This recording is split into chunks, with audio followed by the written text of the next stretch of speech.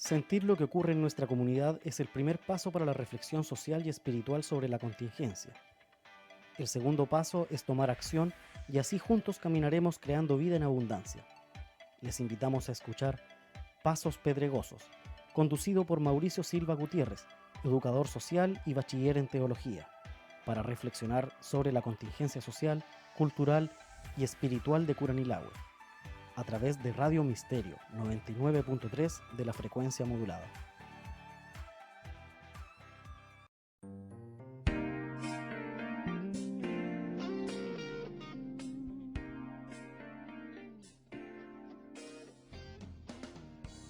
Entonces Jesús llamándolos dijo: Sabéis que los gobernantes de las naciones se enseñorean de ellas, y los que son grandes ejercen sobre ella potestad. Mas vosotros, entre vosotros, no será así, sino que el que quiera hacerse grande entre vosotros será vuestro servidor, y el que quiera ser el primero entre vosotros será vuestro siervo. Como el Hijo del Hombre no vino para ser servido, sino para servir y para dar vida en rescate de muchos. Con la lectura del Evangelio de Mateo, capítulo 20, versos 25 al 28, damos inicio al programa del día de hoy, Pasos Pedregosos, un espacio para la reflexión social, cultural y espiritual de Curanilahue. Pese a la pandemia que estamos viviendo, con todas las medidas que se toman y que nosotros también somos de alguna manera víctimas de ellas, como la cuarentena que nos ha tocado vivir esta semana, y que debemos enfrentarla. Sin embargo, también debemos decir que existen algunos procesos que paralelamente van aconteciendo o van a acontecer, seamos conscientes o no de ellos, dentro de los cuales está una serie de plebiscitos y elecciones que son trascendentes para nuestra sociedad y que se nos avecinan. Sin estar exentos de polémica, sin duda que lo más probable también usted ya haya escuchado de ello. Pero todo esto va de la mano con la pregunta: ¿qué tan cristiana, o si es lícito para un cristiano la participación en la política? Refiriéndome a los hermanos y a las hermanas que forman parte de las iglesias, por lo menos desde el mundo más pentecostal. ¿Y por qué hago esta pregunta y en este contexto? Porque una de las cosas que queremos es hacer una reflexión de la contingencia, y cuando hablamos de Curanilahue también debemos ser conscientes que un porcentaje altísimo de la población nuestra es evangélica, es cristiana también. Y no solamente un gran número acá en Curanilahue, sino en la provincia entera tenemos un alto porcentaje de la población evangélica. Entonces esta pregunta es pertinente. La participación en política de los hermanos y las hermanas que forman parte de las iglesias, como dije, por lo menos desde el mundo pentecostal, que es el gran porcentaje en nuestra zona, lo planteo de esta forma porque me da la impresión de que desde el mundo cristiano católico esta pregunta pareciese que está un poco más resuelta. Históricamente, la religión y la iglesia han jugado un rol preponderante en la política mundial, donde Chile no ha sido la excepción. Desde su fundación, la influencia cristiana católica principalmente es determinante para la construcción naciente de nuestra nación. Entre las cosas que podemos contar del último tiempo está la mediación papal que evitó el conflicto bélico entre Chile y Argentina en plena dictadura, por mencionar algún ejemplo. Sin embargo, con el paso de los años y con motivo de una crisis interna, la Iglesia Católica perdió presencia y prestigio en el plano político y social del país, diría yo más bien social. Por contrapartida, la Iglesia evangélica, principalmente pentecostal, comenzó a ganar terreno en la política nacional, teniendo una bancada en la Cámara de Diputados y con sus líderes llamando a rechazar la nueva constitución. Yo estoy haciendo constatación de estos hechos por el momento, no estoy haciendo un juicio valórico respecto de que si está bien o está mal, sino más bien haciendo constatación. Ahora, en el plano internacional y en la región nuestra latinoamericana, el apoyo del pueblo evangélico fue fundamental para que Jair Bolsonaro llegara a la presidencia de Brasil.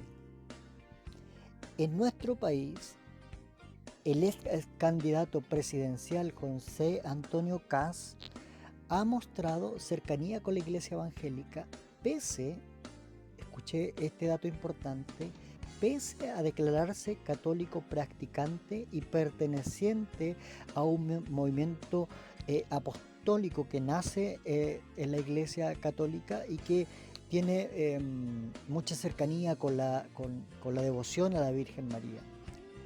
¿Por qué hago mención de esto? Porque para el evangélico pentecostal, con una carga importante de fundamentalismo, todo lo que tiene que ver con ecumenismo es rechazado de manera tajante. Sin embargo, frente a esta oportunidad de ganar terreno en la política, no le hace asco a el apoyo a este candidato o ex candidato presidencial. De hecho, Kast obtuvo el 7,94% de la votación en la última elección presidencial. Y hubo algo característico, que en la región del Biobío tuvo una alta adhesión en comunas como Lota, Coronel, Arauco, Curanilahue y Lebu, las cuales también destacan por una cantidad importante de miembros de la Iglesia Evangélica Pentecostal. Un comentario al respecto de todo lo sucedido en Chile y en Latinoamérica, que aparece en una columna de la Universidad Andrés Bello de Felipe Vergara, dice: el mundo evangélico adquiere relevancia en este tipo de acciones.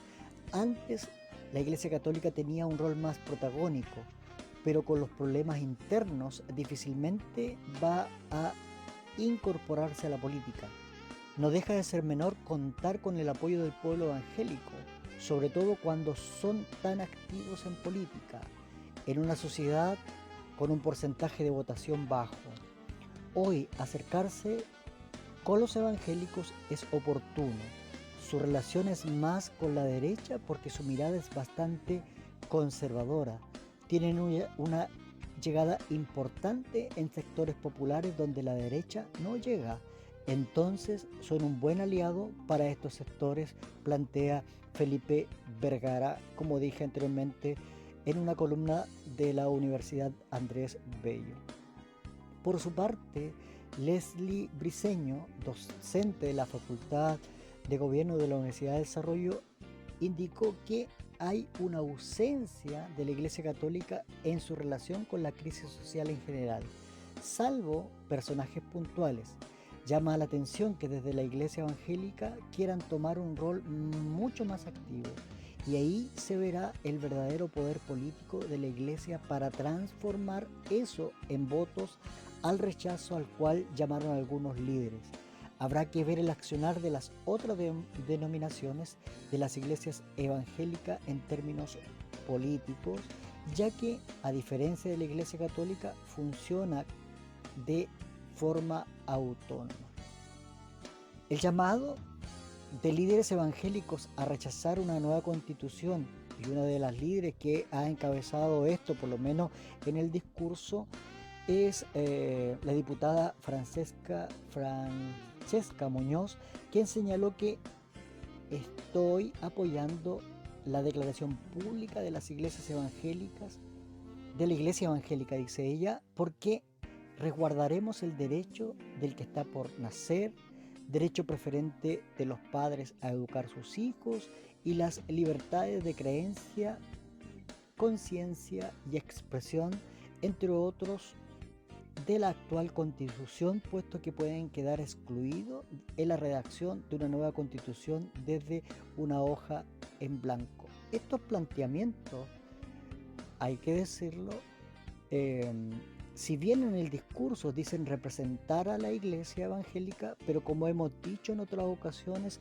esta representatividad no es tal, toda vez que existe una pluralidad de mirada respecto de lo que está sucediendo en la sociedad. Por lo tanto, ninguno de nosotros puede atribuir la representatividad del pueblo evangélico sin duda. Por otra parte, esta declaración que manifiesta ella también plantea una mirada moralista respecto de algunas políticas también que se han estado discutiendo en el Congreso y que en la que hay miradas distintas también desde el mundo evangélico. Pero también quisiera mencionar, todo estos son algunos acontecimientos e hitos que se han dado en el último tiempo. También quisiera mencionar una declaración de la Iglesia Metodista de Chile, que a través de un comunicado pidió perdón por no haber develado las injusticias que llevaron al estallido social. Además, se cuadraron con las demandas sociales, condenaron el actuar de la élite política del país, así como la violencia de agentes del Estado. Finalmente, la Iglesia Metodista en este comunicado hicieron un llamado a la paz y al respeto mutuo en el país, pese a no expresarse respecto al plebiscito. Los ideales del comunicado no coinciden con lo que expresan los partidos que se han relacionado con la rama pentecostal. Y creo que en cierta medida esta declaración es un poco más honesta, toda vez que lo hace desde su denominación y no atribuyéndose representatividad de los evangélicos del país. Con distintas visiones, con una iglesia católica siliente y una iglesia evangélica dividida, pero en busca de un mayor protagonismo, la religión nuevamente es parte importante de la política chilena. Es con estos datos muy generales que deseo comenzar la reflexión del día de hoy manifestando que es imposible concebir la confesión y la práctica de la fe como un fenómeno apolítico. Para quienes plantean desde las filas confesantes y aquellos quienes desde la distancia creen saber cómo es que se vive la fe, diciendo que la fe, el cristianismo o la iglesia deben mantenerse al margen de la política. Lo hacen desde el desconocimiento tanto de las enseñanzas y prácticas de Jesús en los evangelios y lo que la Biblia misma nos plantea, como del desconocimiento histórico del cristianismo en sus distintas ramas a nivel mundial y a nivel nacional. Ahora bien, la invitación es que podamos hacer política desde la fe, siempre haciendo una lectura real de la sociedad actual, además, en la que vivimos o sobrevivimos, y los valores que se desprenden del Evangelio de Jesús. En la realidad actual ya no nos es posible postergar la reflexión sobre el significado de la fe cristiana en relación con la política. No podemos postergarlo. A toda costa hay que evitar el peligro de que las nuevas generaciones evangélicas cedan a la tentación del poder, de este poder jerárquico y opresor, y se vean envueltas en un activismo político improductivo por no haber sopesado debidamente tanto los alcances como los límites de toda acción política, sea cual sea la ideología en que se apoya. Sería lamentable que la política de los evangélicos no llegue a tener la trascendencia que por tanto tiempo ha tenido en el mundo occidental cristiano, y que tanto ha contribuido a la situación de injusticia y opresión en que viven las grandes mayorías en nuestro continente. Si algo es claro, es que el Evangelio no ofrece ningún programa socioeconómico y político que los gobernantes cristianos puedan llevar al terreno de la práctica en su ejercicio del poder. Lo que sí ofrece es o son valores que todo cristiano, sea cual sea su profesión, su posición social o su convicción política, está llamado a encarar a nivel personal y comunitario, como por ejemplo el amor, la justicia, la solidaridad, la libertad, la paz, la integridad de la creación, aquello que está en la base misma de los derechos humanos y la dignidad de la vida humana y que debe permear todo programa socioeconómico y político. Teniendo presente estos valores y una reflexión al respecto, entonces sabrá cada hermano o hermana determinar o discernir en qué lugar político debe también estar. Es importante entonces que toda participación política para un cristiano o cristiana debe ser el resultado de una reflexión seria y en base a los principios y valores que se desprenden del Evangelio. Vamos a escuchar nuestro primer tema musical, Sal, de Alex Sampedro.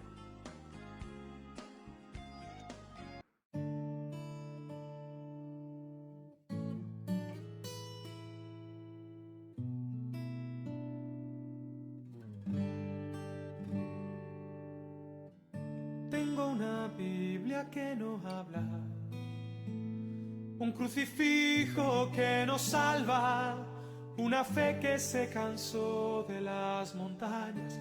Tengo oraciones sin sujeto y he predicado tantas veces en el valle de los huesos secos. Tengo noticias sin oyentes. Tengo pacientes esperando el milagro de los peces, pero tengo la red averiada y el vino es vinagre y el pan no sabe a nada. Tengo una sal que ya no sala, una iglesia que no sale, una luz bajo la mesa y una virgen despistada, la levadura en la nevera, mi armadura oxidada. Tengo oro y tengo plata, pero el cojo ya no baila.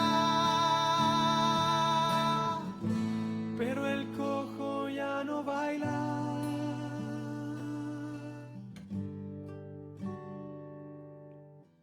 Tengo victorias derrotadas, gente en el templo destemplada, misioneros encerrados en sus casas. Tengo la ofrenda en el banco, las promesas caducadas. El maná está congelado, no hay calor en la palabra. Está de fiesta en la atalaya con el buen samaritano. Ya no sufren como hermanos, son cristianos sin agallas. Tengo una sal que ya no sala, una iglesia que no sale, una luz bajo la mesa y una virgen despistada, la levadura en la nevera, mi armadura oxidada. Tengo oro y tengo plata, pero el cojo ya no baila. Tengo una sal que ya no sala, una iglesia que no sale, una luz bajo la mesa y una virgen despistada, la levadura en la nevera, mi armadura oxidada. Tengo oro y tengo plata, pero el cojo ya no baila. Pero el cojo ya no baila. Pero el cojo ya no baila.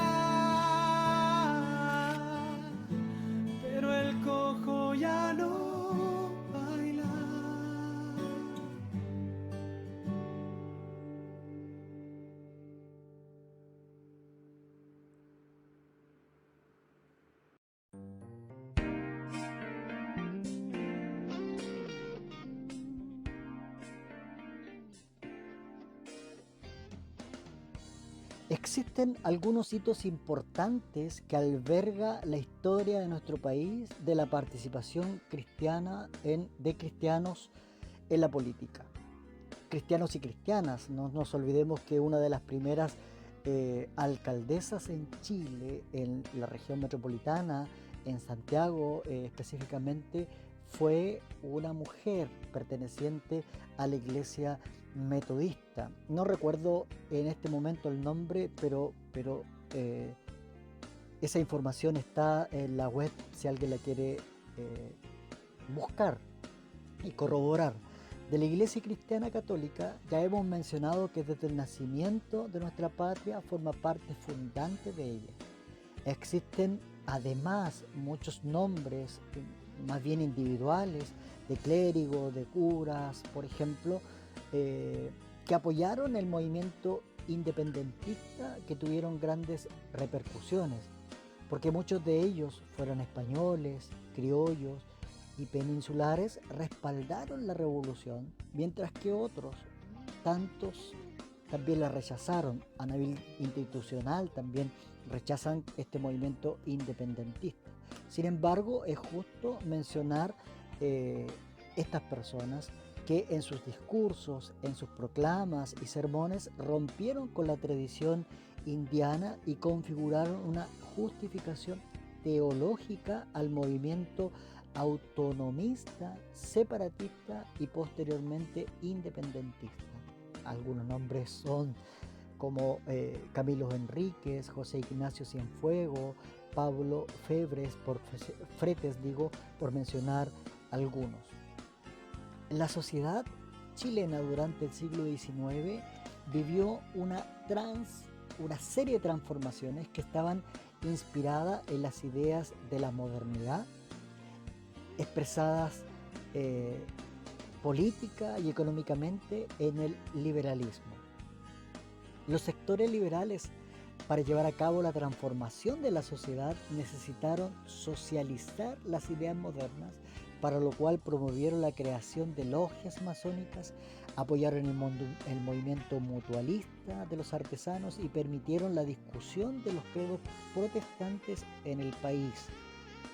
Cabe hacer mención también que dentro de todos estos movimientos mencionados, muchos hermanos y hermanas protestantes formaron parte, liderando incluso estos movimientos. El surgimiento de las iglesias protestantes data del siglo XIX, pero fue solo a partir de mediados de la década de 1840 que esta presencia encontró las condiciones necesarias para echar sus raíces en la sociedad chilena. Era un fenómeno religioso nuevo que fue considerado como un peligro para la estabilidad de la sociedad chilena por parte de los sectores conservadores y de la iglesia oficial. Pero para los sectores liberales, al contrario de lo que pensaban los sectores más conservadores,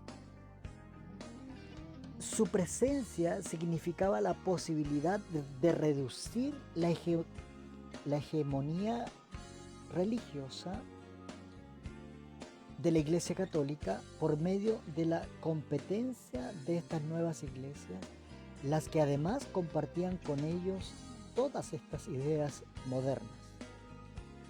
Así, las iglesias protestantes se vieron favorecidas primero, luego de pasar el tiempo, obviamente, por la ley interpretativa del artículo 5 de la Constitución de 1833, que si bien consideraba como la iglesia oficial la iglesia católica, sin embargo, esta interpretación de la ley permitía o abría pequeños espacios para las otras confesiones.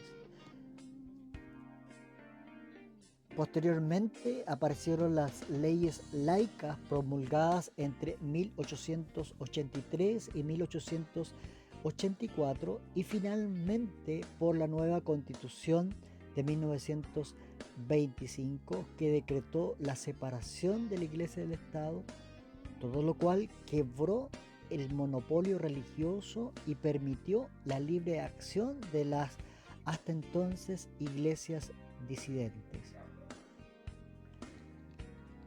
Las leyes laicas que mencionamos anteriormente son la ley de cementerios, la ley de matrimonio civil, la ley de registro civil, en la que tuvo una participación influyente el pastor David Trumbull. Estas leyes buscaban también generar condiciones que garantizaran la igualdad de los otros credos dentro de nuestro país. Todo esto formaba parte de las ideas liberales, de las ideas de modernidad también de nuestra nación, las cuales abrazaron fuertemente el mundo cristiano protestante en aquel entonces. Es decir, hubo un acercamiento a las políticas más bien liberales muy marcado. Participación también política, que es lo que de alguna manera estamos reflexionando. En las primeras décadas del siglo XX, y diría hasta las décadas del 60, 1960 aproximadamente, las iglesias protestantes, incluso digo las iglesias que están naciendo de corte pentecostal y que son más autóctonas, por decirlo de alguna manera, más nacionales, parece que es mejor el término, estas iglesias tuvieron un fuerte compromiso y participación política en las políticas nacionales y en las políticas locales. Hay registros históricos donde algunos hermanos y hermanas también pudieron, confesantes de la fe, pudieron acceder a cargos en el Congreso, liderazgo más bien regional, liderazgo también local. Levantando también, por ejemplo, algunos partidos políticos, apoyando también a algunos partidos políticos, lo que deja en evidencia una participación activa, protagónica dentro de la política también partidista. Incluso asumiendo un papel de políticas sociales propias, de iglesia como organización en donde los gobiernos no alcanzan a cubrir, que es característica propia de un evangelio social y comprometido del pentecostalismo que en sus inicios por lo menos manifestó, y que sin duda muchas iglesias también hoy por hoy lo mantienen. Entonces, no hablamos tan solo de una política partidista, sino también de políticas que tal vez no se conocen dentro de los círculos evangélicos como políticas, sino más bien como acciones que son políticas en sí. Poco a poco, tanto desde las estructuras sociales y eclesiales protestantes, comenzaron a mirar con distancia la actividad política, como así también desde el mundo evangélico, sintiendo que no se les cumplía finalmente con la promesa de igualdad ante la ley. Eso fue generando algún rechazo con la política principalmente partidista. Pero también debemos mencionar en este poco espacio que durante la dictadura, y como lo hemos mencionado en otros programas, un sector minoritario pero representativo comunicacionalmente hace público su apoyo a la dictadura, teniendo desde ambos sectores ciertos guiños que validábanse mutuamente, no solo referido a la toma del poder, sino al modelo político, social y económico que finalmente se establece. Ahora, al pasar del tiempo, nuevamente sucedió, probablemente entre las décadas del 80 y el 90, cuando de forma intencionada y abierta surge el auge de los cristianos evangélicos participando en la escena política y en las últimas elecciones, donde llegaron algunos diputados, por lo menos, al Congreso, enarbolando la bandera de el Evangelio, diciendo dentro de su programa o discurso político representando el Evangelio. Desgraciadamente, parte de esta intervención no ha sido ni favorable ni mucho menos bien aprovechada, haciendo una lectura no solo de nuestro país, sino de todo el mover evangélico en la política que hemos tenido en el último tiempo en Latinoamérica. Incluso algunos políticos de grupos evangélicos organizados han hecho una pésima representación de su cargo y en el peor de los casos se les ha asociado con escándalos de favoritismo, clientelismo político y corrupción. Por otro lado, estas incursiones de tipo político en algunos casos han mostrado una carente y escasa preparación sociopolítica, un menesteroso y patético discurso que se ha disfrazado solo con buenas intenciones, exponiéndoles a ellos mismos al ridículo.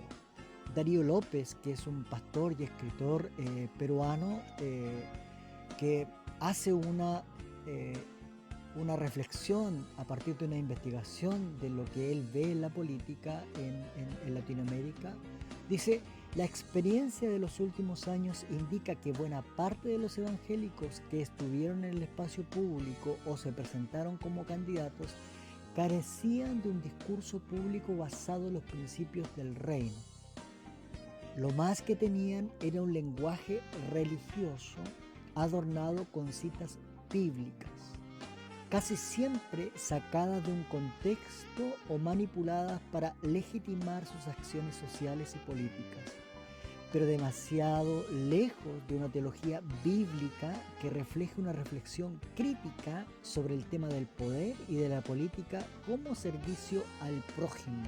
Y eso es importante, porque no tiene que ver con que se mencione o se diga que representan los principios del reino de Dios, sino que nosotros también, quienes muchas veces adherimos a sus campañas políticas, seamos conscientes de a qué nos referimos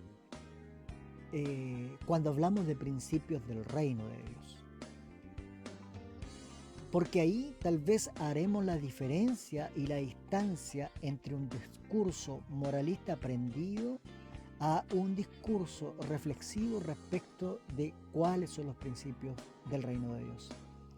Sin pretender generalizar, sería injusto catalogar a todos los evangélicos involucrados en la política, ya sean laicos o líderes religiosos, como personas indoctas, corruptas o inexpertas. Para tal ejercicio, aún así, la imagen ha sido empañada gracias a una minoría de figuras serviles que han abusado de su posición. Por otro lado, históricamente se ha menospreciado la participación de los creyentes en política como un intento, según los más conservadores, de salvaguardar la pureza de la Iglesia, por lo que incluso se impone a los feligreses no mezclarse con el mundo, puesto que nuestro reino no es de este mundo. Este error de interpretación sigue perjudicando nuestra comprensión de la labor en la misión que Dios nos ha encomendado. Estos argumentos provocan la marginación de la presencia cristiana en el conjunto de la sociedad.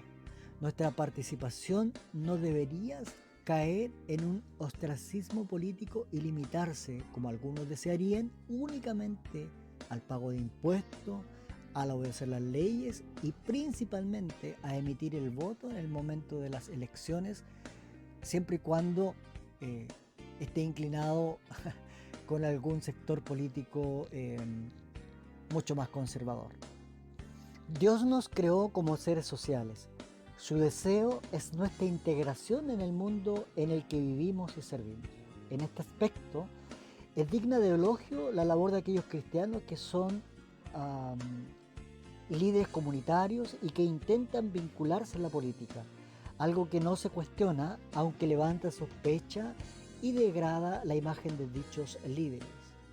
Pero ¿Acaso un cargo político no debería ser una función al servicio de la sociedad? Aristóteles afirmaba que los seres humanos somos animales políticos o sociales.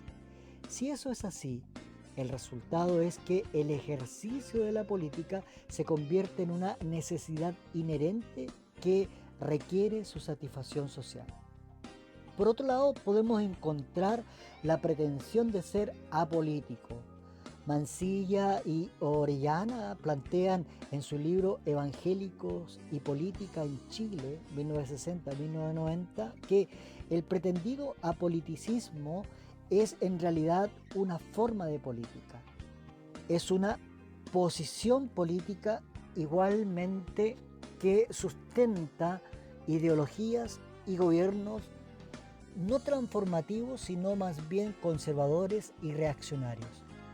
Luego de derechas en nuestras tierras e intenta explicar no solo sus orígenes históricos, los misioneros norteamericanos y el desencanto político de los sectores más postergados que representan los pentecostales, sino sus modalidades, como una táctica para no sufrir una voraz persecución por parte del poder que se niega al cambio y el cuestionamiento, y también como resultado de un desencanto de lo transformativo por creerlo incapaz de otorgar respuestas y soluciones, por mirarlo como corrupto y peligroso para las personas mayores, lo que lleva a mirar a las políticas de tipo izquierdista como política, mientras que a las políticas de tipo derechista como neutralidad, y que deviene en la actual libertad que tienen los evangélicos de derecha para hacerlo y el miedo y persecución que tienen los de izquierda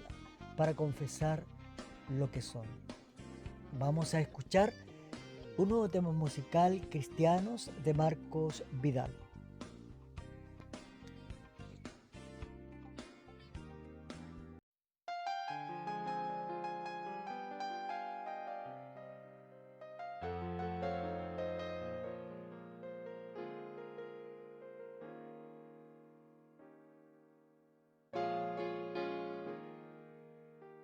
Antes les llamaban nazarenos, después cristianos. Hoy no saben ya cómo llamar a cada grupo, hay tantos. Antes al mirarles se decían, ved cómo se aman.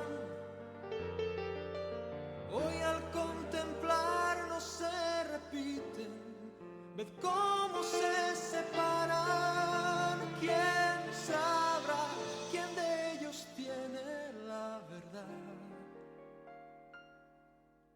¿Cómo ha conseguido el enemigo robarnos el terreno? Hemos comenzado a hacer murallas olvidando lo primero, que no hay cristianismo verdadero detrás de una careta. Si no reflejamos a Jesús, perdemos nuestra meta, que el que sirve a los demás es el mayor. Que el sermón del monte aún está en vigor,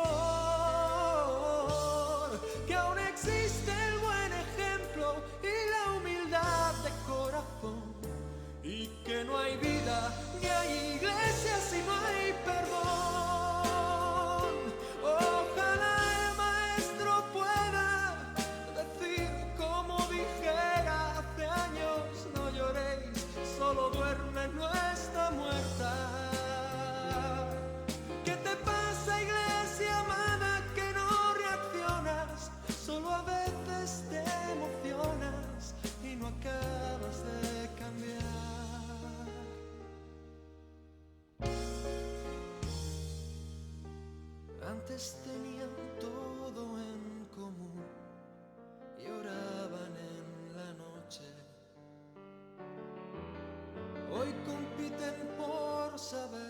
quien tiene mejor casa y mejor coche.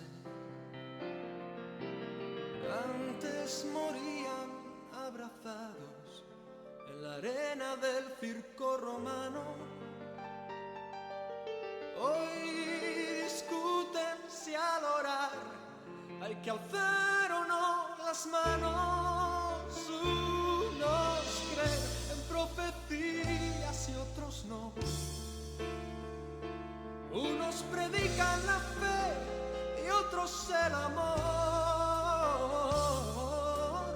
Uno habla en lenguas y otro presume de virtud. Y el mundo muere, muere, muere sin ver la luz. Ojalá el maestro pueda decir como dijera hace años: no lloréis, solo duerme, no está muerta. ¿Qué te pasa, iglesia amada, que no reaccionas? Solo a veces te emocionas y no acabas de cambiar. Jesús se levantó de la muerte. ¿Y acaso a ti no habrá quien te despierte? Ojalá el maestro pueda decir como dijera hace años: no lloréis, solo duerme, no está muerta. ¿Qué te pasa, iglesia amada, que no reaccionas? Solo a veces te emocionas y no acabas de cambiar. Ojalá el maestro pueda decir como dijera hace años: no lloréis, solo duerme, no está muerta.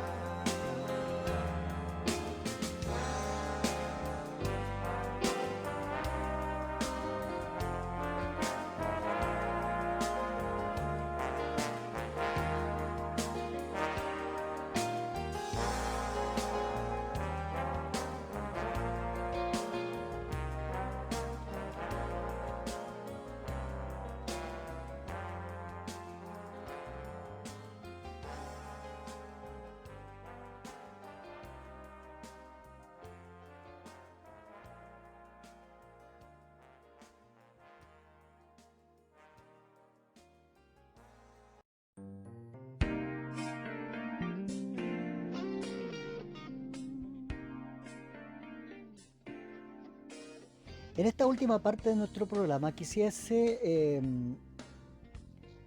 traer a colación algunos artículos extraídos de algunos apuntes, de algunos libros que ha escrito Nicolás Panotto. Él es un teólogo argentino, magíster en antropología social y política, doctor en ciencias sociales, que ha trabajado ampliamente este tema de la política y lo religioso, también desde una mirada desde la confesión de su fe. Él ha estado trabajando en Chile, en Argentina, en Uruguay y en algunos otros países latinoamericanos, observando esta realidad que se ha ido dando y también haciendo como sacando algunas conclusiones. Él dice en algunos de sus artículos: la relación fe y política siempre ha sido complicada. Por ello, históricamente ha existido tanta tensión entre ambas. Ello se debe a diversos factores, y uno o algunos de los factores que él menciona es, primero, a cierta abstracción de la propia fe, como si fuera un elemento desencarnado de la realidad, vaciada de sus avatares y complejidades. Un segundo elemento que él plantea es que hay una visión reduccionista de lo político, como si implicara solo el ejercicio burocrático partidario y no un compromiso con las dinámicas generales y demandas de la polis. Creo que es también una visión que es compartida, pues es como una mirada que se observa dentro de los grupos evangélicos. Y un tercer elemento que él menciona es que hay una dificultad que tiene tanto la fe o lo religioso y la misma política de lidiar con la pluralidad y la diferencia y la heterogeneidad. Que esto es importantísimo, porque cuando uno observa este elemento o escucha este elemento, se da cuenta que efectivamente, a pesar de que desde algunos sectores políticos se habla un poco de la diversidad, de la pluralidad, sin embargo, cuesta muchas veces encontrar cabida con un discurso desde lo religioso para aporte en la política de encontrar aceptación, y viceversa, desde el mundo religioso también se encuentra dificultad para escuchar y aceptar otros planteamientos que tal vez pueden sonar a primera vista, y puede que así lo sean también, distinto al pensamiento un poco más cristiano. Sin embargo, cuando nosotros tenemos esa postura, estamos también impidiendo el desarrollo de la libertad de conciencia que tanto se peleó, tanta pelea dieron nuestros reformadores. Entonces, son puntos importantes a considerar.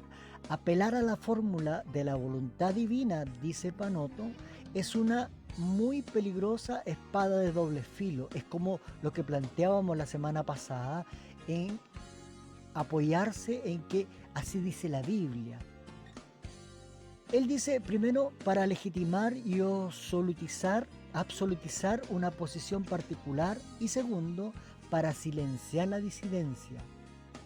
Y vuelvo otra vez a hacer mención a todos los planteamientos de la reforma y el hecho de que nosotros, el ala protestante del cristianismo surja, tiene que ver también con la posibilidad de disidencia. Entonces, pareciese que la historia se va repitiendo y nosotros nos vamos transformando en aquellos quienes niegan la posibilidad de que existan pensamientos diversos y distintos, cuando finalmente nos olvidamos también de que todas estas ideas, un poco de el espacio para la pluralidad, espacio para la libertad de conciencia, son ideas fundantes del protestantismo. Apelar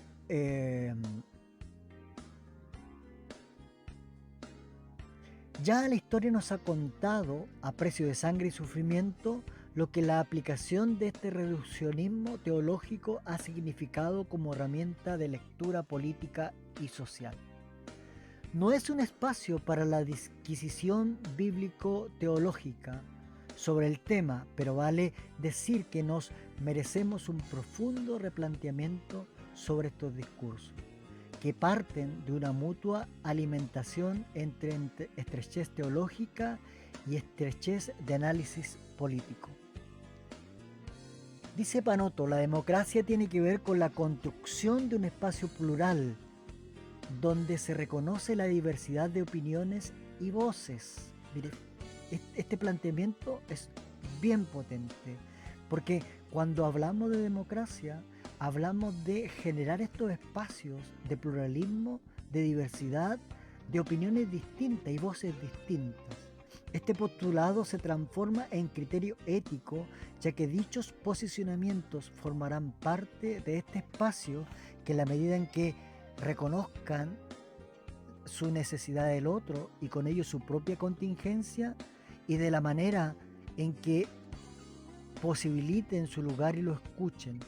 Por ser criterio ético, precisamente no todos pueden ser llamados democráticos. Por ejemplo, un proceso dictatorial que aniquila al adversario o un sistema político que fomenta la desigualdad en todo nivel no pueden ser comprendidos como marcos facilitadores del lugar del otro.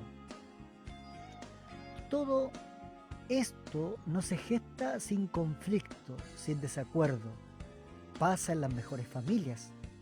Como reza el dicho, apelar a la diversidad no significa uniformidad de opinión, pero ello Tampoco implica ser enemigos, sino solo contrincantes o adversarios que debaten y discuten desde diversos puntos de vista en torno a cómo responder a las demandas que tenemos como grupo social.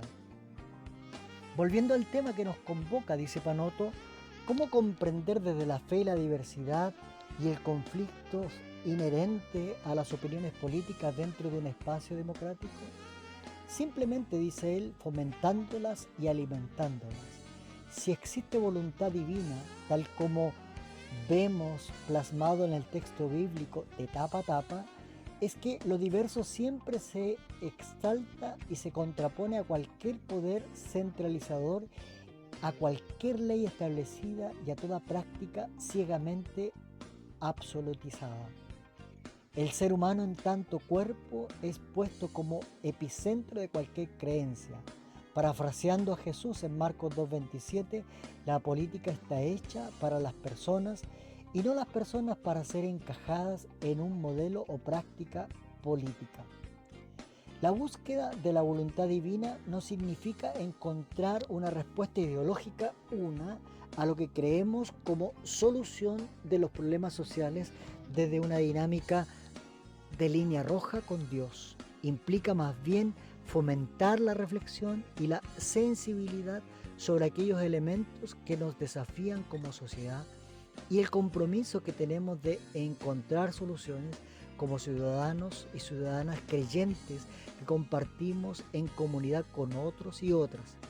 Para ello existirán diversas respuestas según las opiniones subjetivas y posicionamientos políticos. La fe es amor, en la búsqueda del bienestar del prójimo.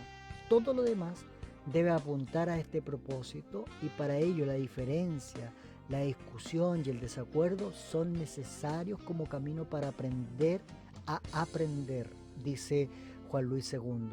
Promover una respuesta única de parte de Dios significa encapsular la misma dinámica de la fe a través de la anulación del otro, de lo diverso, del que opina distinto. No nos cerremos a las arengas personales adjudicándonos ser conocedores de la dirección de la mano de Dios. Me permito, dice él, decir que eso poco tiene que ver con la fe en lo divino, cuyo misterio nos trasciende y nos imposibilita encerrarlo en una opinión política.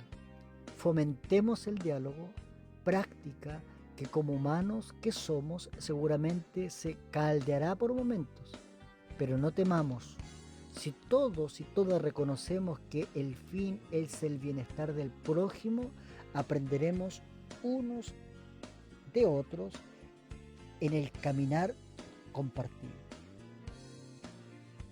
Entonces, luego de esta mirada de algunos elementos o hitos de la historia de nuestro país y algunas miradas también de la realidad latinoamericana y todo lo que conlleva el proceso democrático y el accionar político, sumado a que hemos sido creados por Dios a su imagen y semejanza y puesto a convivir y a vivir con otros, debemos ser capaces de fomentar cada uno de estos procesos democráticos, actividad política, porque es parte también del mensaje cristiano, pero no con una mirada absolutista y anuladora del otro, sino con capacidad de diálogo, capacidad de comprender la mirada del otro, pero también entendiendo que hay principios y valores que no se transan, como la vida, la justicia, el amor, la equidad, la paz, el bienestar de todo ser humano. Teniendo eso presente, entonces generemos diálogo, construyamos una sociedad mejor, participando políticamente en las actividades que nuestra sociedad lo requiere. Que Dios les bendiga.